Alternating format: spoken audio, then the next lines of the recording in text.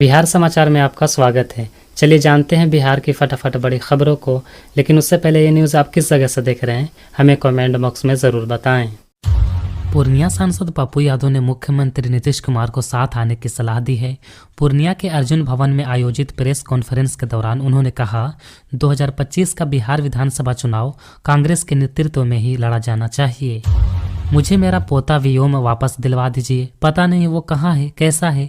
ये कहना है एआई इंजीनियर अतुल सुभाष के पिता पवन कुमार का। अतुल सुभाष मृत्यु केस में बेंगलुरु पुलिस ने उनकी पत्नी, सास और भाई को गिरफ्तार कर लिया है। कल यानी रविवार से शुरू होने वाली सीएम की महिला संवाद यात्रा निजी कारणों से टल गई है। फिलहाल यात्रा को लेकर कोई शेड्यूल जारी नहीं किया गया है। 22 या 23 दिसंबर से उनकी यात्रा शुरू हो सकती है। लोन रिकवरी एजेंट के टॉर्चर से तंग आकर कटिहार के रहने वाले संजीव ठाकुर ने हरियाणा में खुद अपनी जान ले लिया। रिकवरी एजेंट लगातार फोन पर किस्त को लेकर धमकी देता था। संजीव का लाइव वीडियो भी सामने आया है।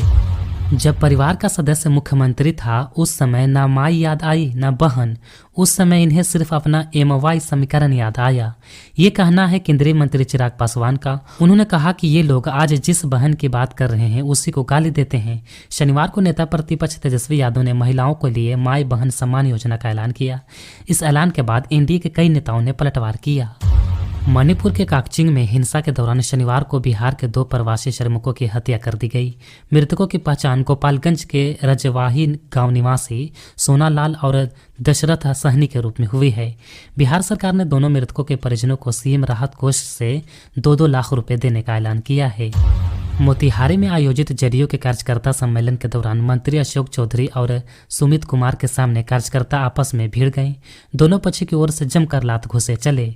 झगड़ा होता देख मंत्री दूसरे रास्ते से मंच से उतरकर निकल गए। जिलाध्यक्ष मंजू देवी ने कहा कि इस तरह की कोई बात नहीं है। बिहार में 3,50,000 ऐसे छात्र हैं जिनका एडमिशन प्राइवेट स्कूल में हुआ है, लेकिन वो सरकारी स्कूल के बच्चों को दी जाने वाली योजनाओं का लाभ ले रहे हैं।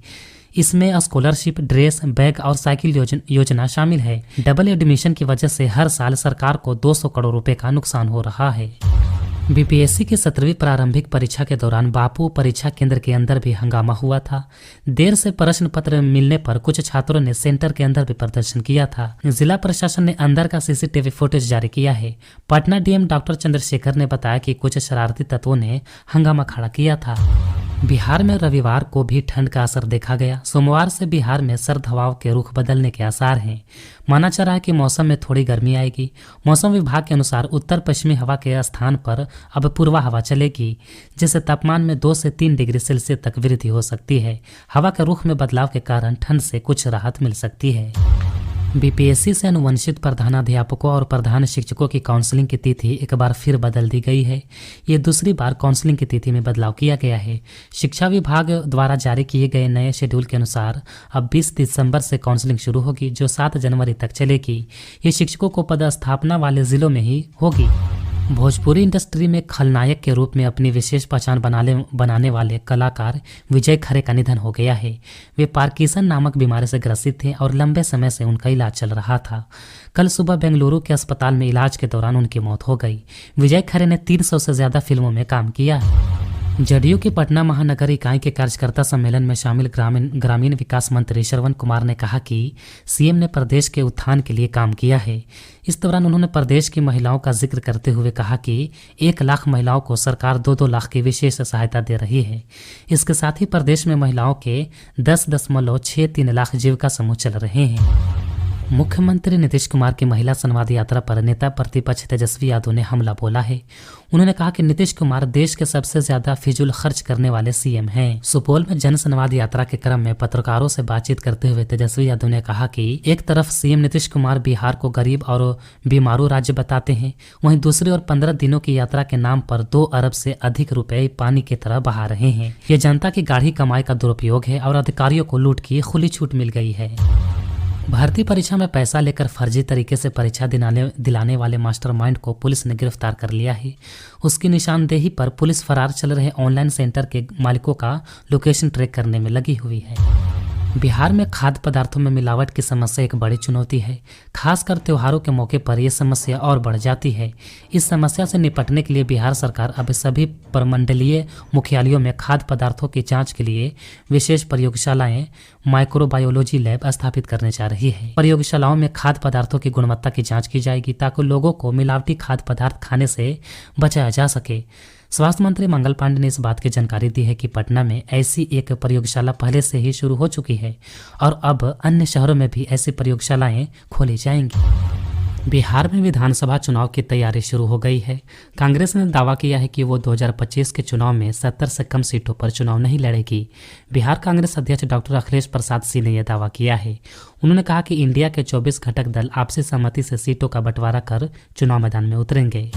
हाल ही में जनसुराज की 125 सदस्यीय राज्य कोर कमेटी की घोषणा हुई थी, जिसकी पहली बैठक रविवार को हुई, जिसमें 10 प्रस्ताव पर मुहर लगी है, जिसमें झंडा, लोगो, संविधान और बिहार चुनाव के उम्मीदवारों पर चर्चा की समिति बनी है।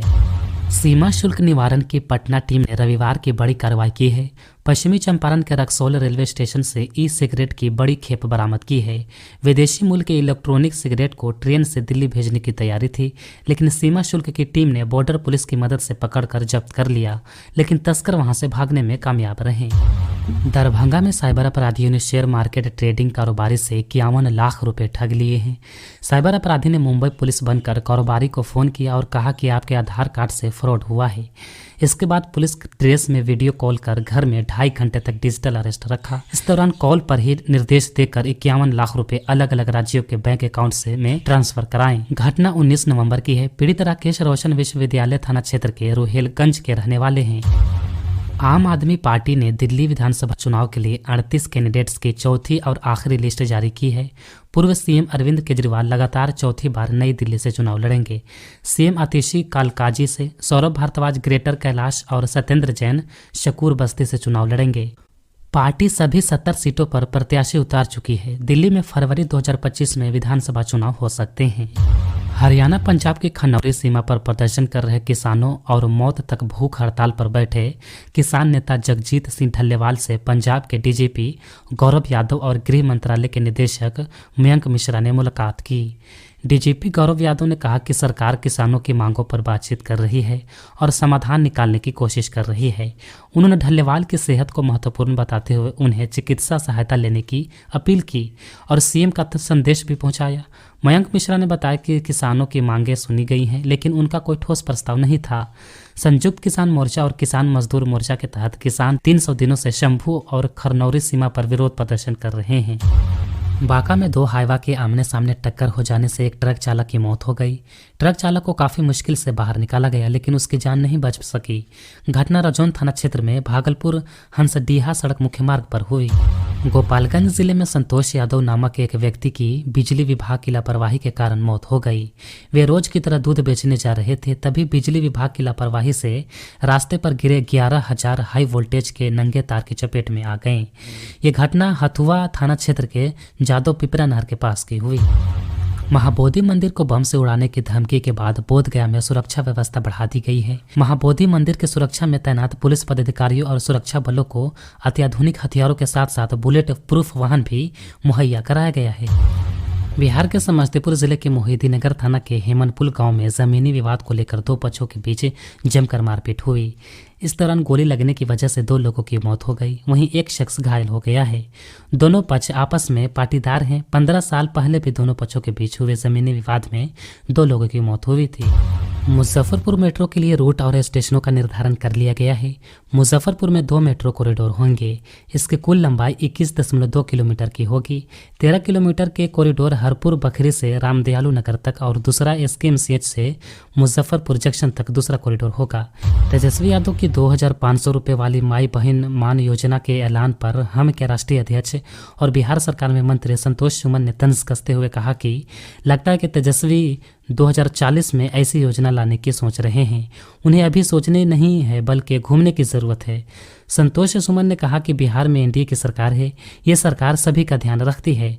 तेजस्वी के लिए अच्छा होगा कि वो सैर पर निकल जाएं।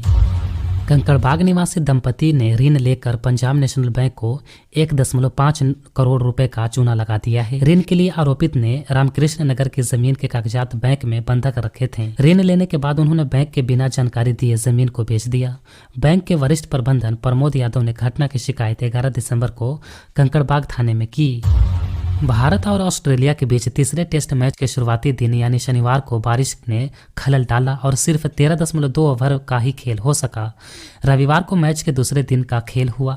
भारतीय कप्तान रोहित शर्मा ने टॉस जीतकर पहले गेंदबाजी का फैसला किया था। ऑस्ट्रेलिया ने पहले बल्लेबाजी करते हुए अपनी पहली पारी में 7 विकेट गंवाकर 405 रन बना लिए हैं। बिहार में कई छात्र एक साथ सरकारी और निजी दोनों स्कूलों में दाखिल ले रहे हैं। इस कारण सरकार को आर्थिक नुकसान हो रहा है और शिक्षा व्यवस्था भी प्रभावित हो रही है। जब छात्रों के आधार कार्ड को ई शिक्षा कोष पोर्टल पर अपलोड किया गया तो पता चला कि लगभग 3.5 लाख छात्र दोनों तरह के स्कूलों में दाखिल हो रहे हैं। निजी स्कूलों के छात्र भी सरकारी योजनाओं का लाभ उठा रहे हैं, जो कि गलत है।